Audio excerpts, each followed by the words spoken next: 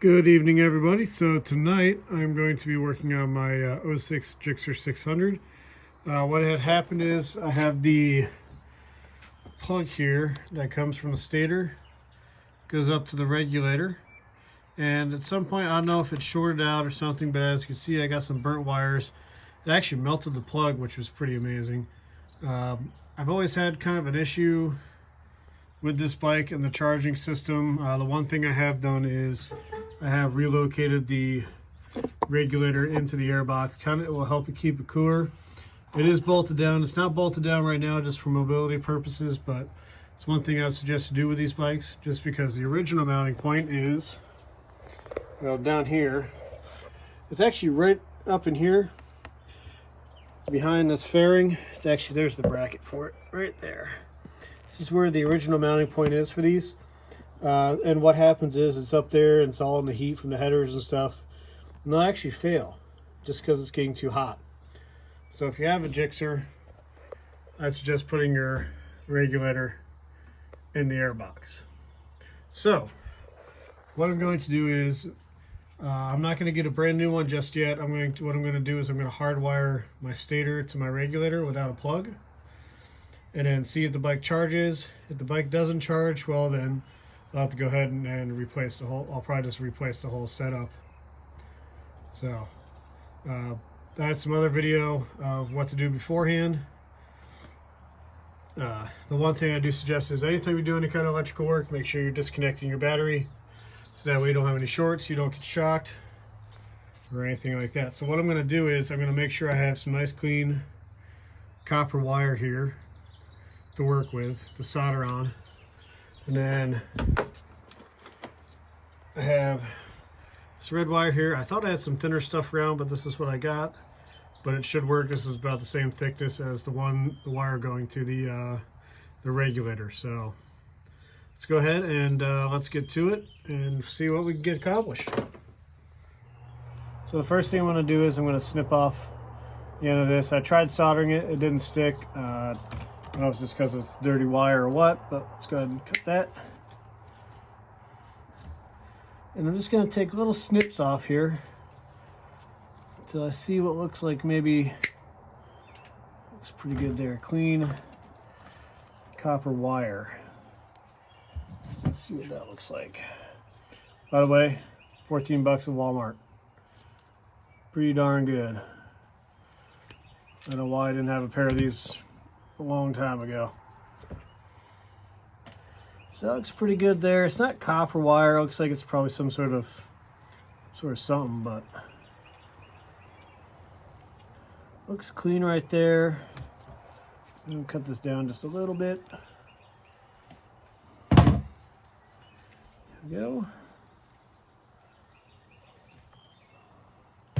There we go. We got our clean wire here. So what we're going to go ahead and do is we're going to take the other end of the wire.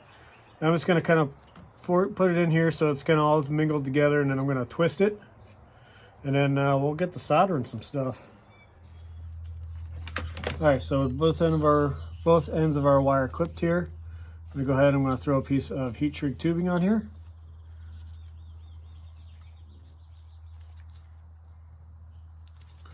Like so. There we go. And a little dab, a little bit of flux on here. I'm using a rosin core, so I don't really need the flux, but it's just good to have it.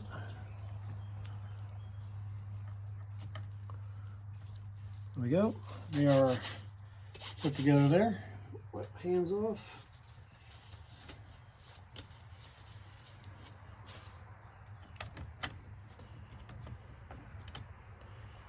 I have a tool here, probably going to help you out a lot. It's called Helping Hands. You can find them off Amazon. I decided just to make my own because it's way cheaper.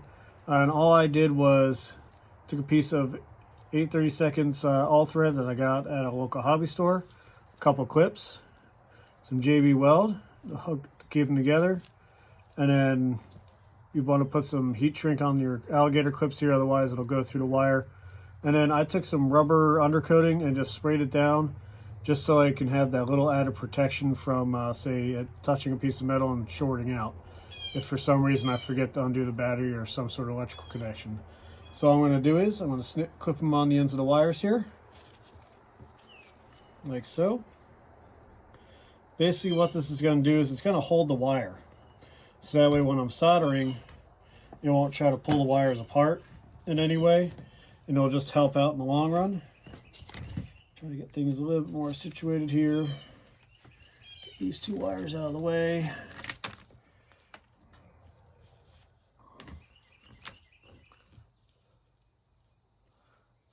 There we go. I'll wipe this off on a damp sponge real quick.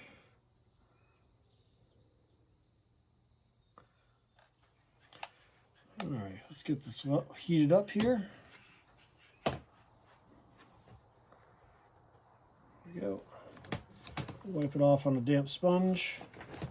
Trying to get anything off of it. Take a little bit of solder on the ends here. Kind of tin it up a little bit.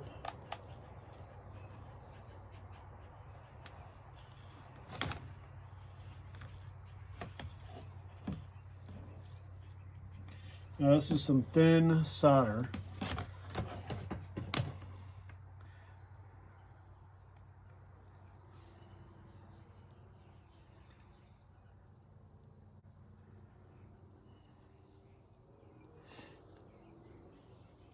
You always want to do it from the top. You never want to go straight to the tip of the soldering iron here, just because you want to draw it down into your wire.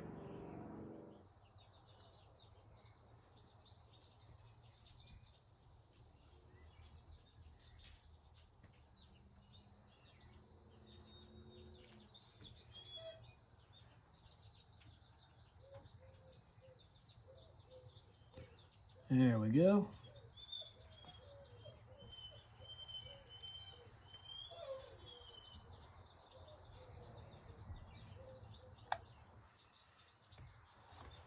There's one done. Took a minute, but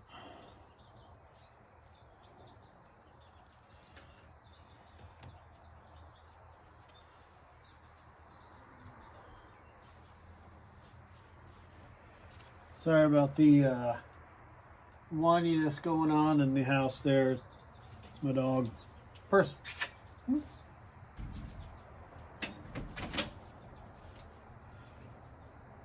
That's Percy.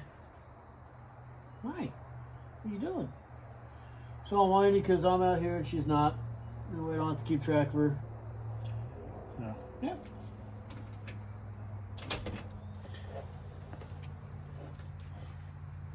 Let's go ahead, take our helpy hands off. Take our piece of heat shrink.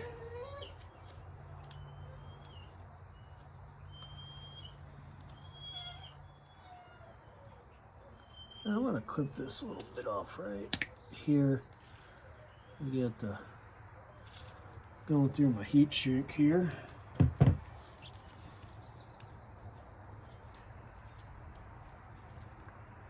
Cover that up there. I just use a lighter. Barbecue lighter or something.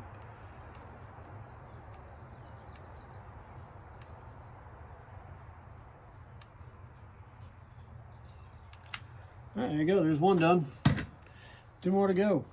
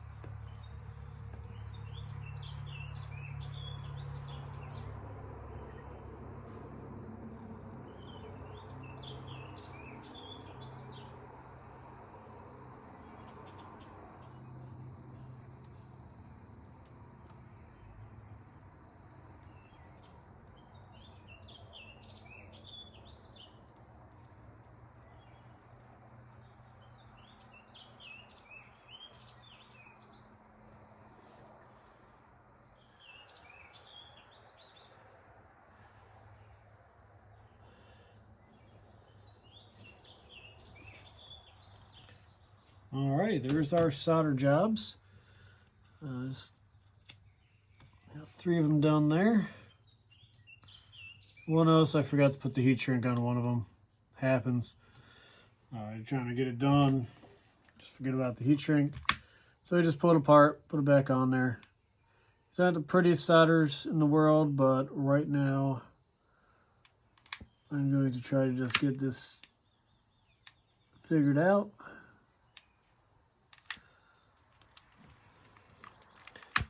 Make sure everything works, and then if everything works, maybe I'll resolder them. I don't know yet. There you go. There's my 3 solders, my 3 solder joints right there. All heat shrinked. Next thing I'm going to do is I'm going to go ahead and we're going to lift up this air cleaner in here, this air box in here, and try to get the other side soldered on the regulator side. And then we can, once that's done, we can go ahead and we can start it up, see if it charges, make sure it works right, and go from there. Alrighty, so I'm repositioned here, and as you can see, I already had one clip from previous video I tried to make. See here, sorry, it's a little blurry. I don't understand these iPhone cameras. For some reason, they don't want to focus in on stuff all that well. But as you can see, clipped it. Tried to solder it. I think I'm still kind of in the bad wire here. It's a little hard to tell, but as you can see on some of this wire, see this one here, it's actually discolored right here. It's not yellow like it should be. So what that tells me is it's pretty much burnt down to about where past this tape is here. So we're going to go ahead. We're probably going to have to clip quite a bit of this wire off just to get it to work. And then go from there, make sure we're in some good clean wire, and yeah, we'll get the soldering this up and try to get the bike started. Alrighty, so got my wire here. I'm gonna go ahead and I'm gonna clip this off. I'm gonna keep going till I get some better wire, and yeah, let's see what happens here.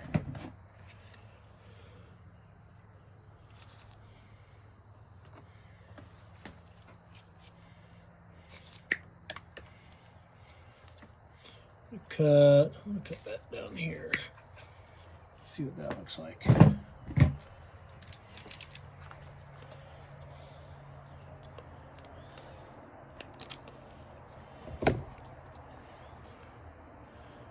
Doesn't look too bad. Wish I could get this over here a little bit more so it's a little bit easier, but it's okay. That back a little bit.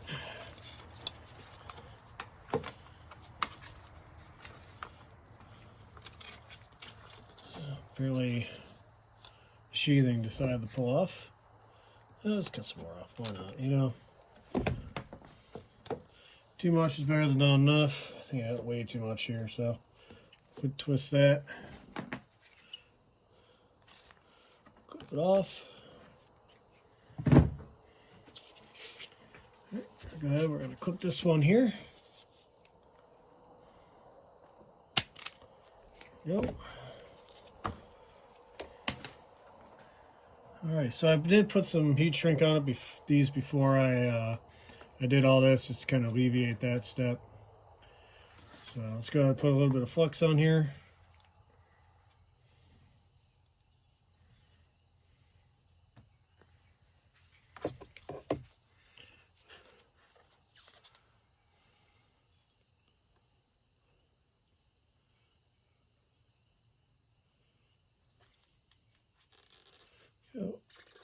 Twist them.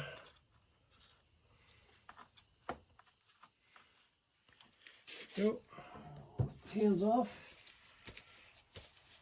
I'm going to get my helping hands tool.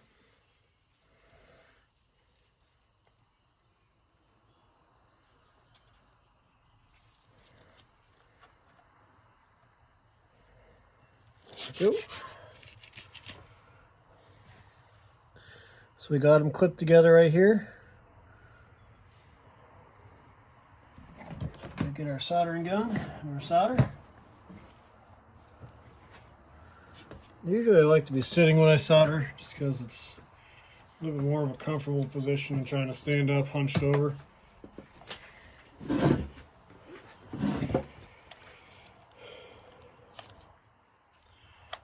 Go ahead and heat this up.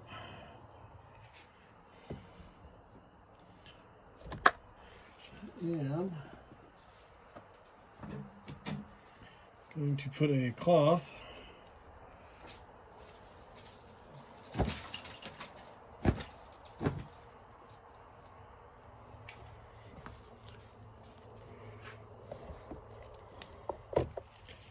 underneath where I'm soldering so I don't get any solder on the bike, possibly ruin the paint job on it. There we go.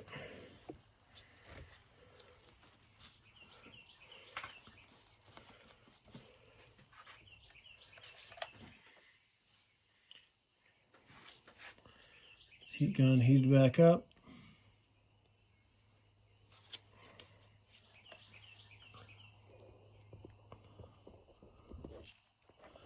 Pull this back just a little bit.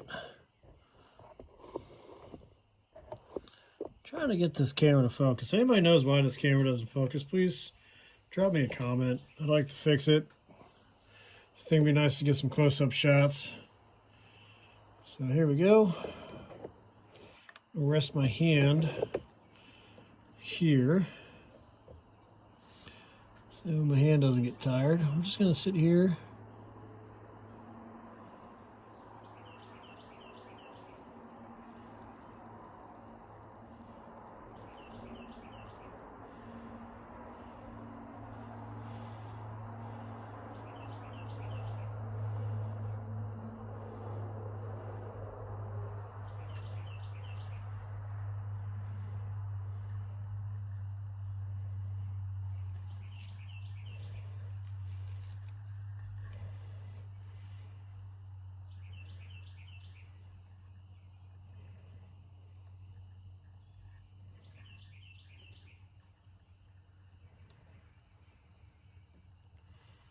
There we go.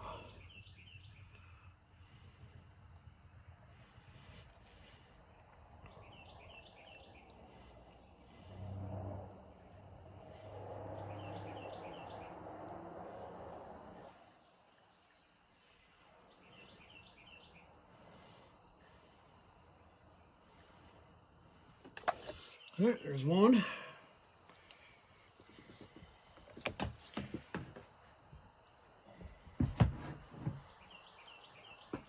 Soldering is definitely not for the impatient, and I don't have the best patience in the world. I'm sorry, my helping hands was in the way when I was doing that, but there you go, there's the solder. Actually, that one turned out really well. I'm quite pleased with that one. Get the hang of this.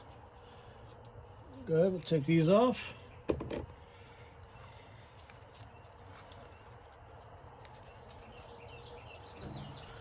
This piece of heat shrink here.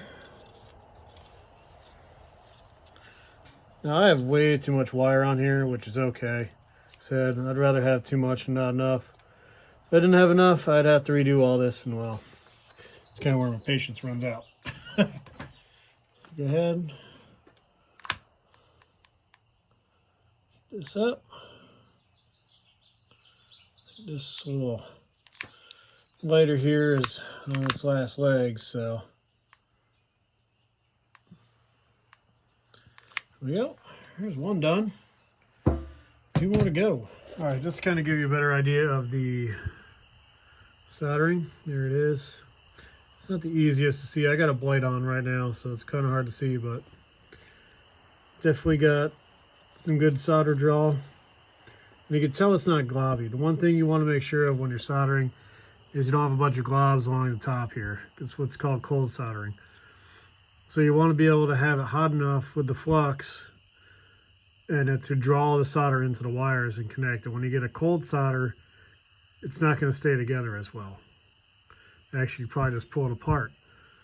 But with how I did it, I got a pretty good solder joint there. So let's go ahead and we'll take it and we'll put a bit of heat shrink on it.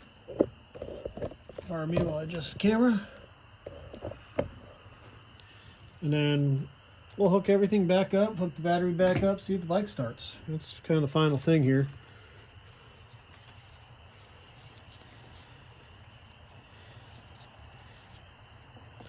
After that, really all I got to do is wrap up all these wires in some sort of tape. Some black electrical tape will probably work. I might get some heat tape or something that doesn't melt with heat and all that stuff. Just because it is right by the engine.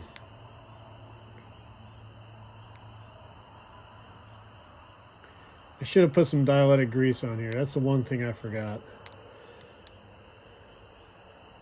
That's okay. I think it'll be all right. Go. Alrighty guys, so I got the bike back together. I didn't make a video on that because, well, it takes a little bit to get this bike back together.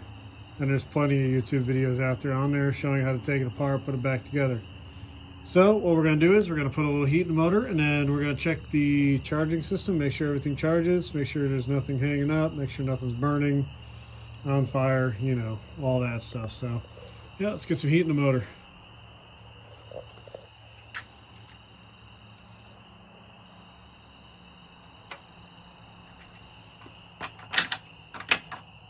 And on the fuel pump.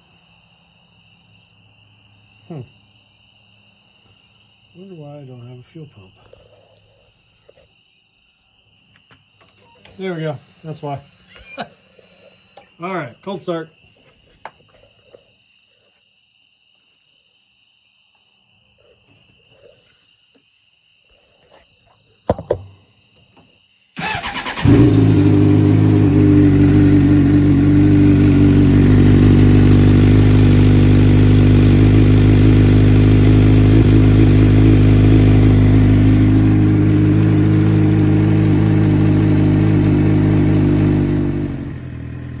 Alrighty, so as you can see by what's going on with the bike revving, I'm not getting the voltage I need out of it. So I should be getting about 14.2 volts. And I'm not quite getting there, which tells me I'm still having an issue with the charging system.